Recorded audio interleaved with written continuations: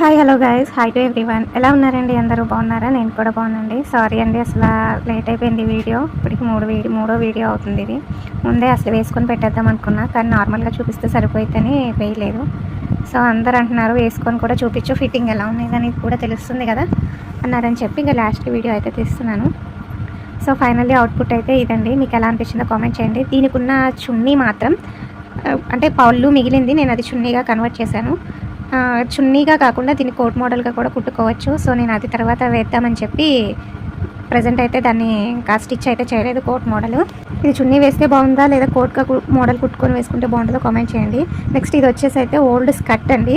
దీన్ని ఇప్పుడైతే అసలు పట్టట్లేదు. దీన్ని కూడా ఏదన్నా వేరే మోడల్గా డిజైన్ చేద్దామని చూపిస్తున్నాను. సో మీకేమన్నా వస్తే కనుక కామెంట్ అయితే చేయండి.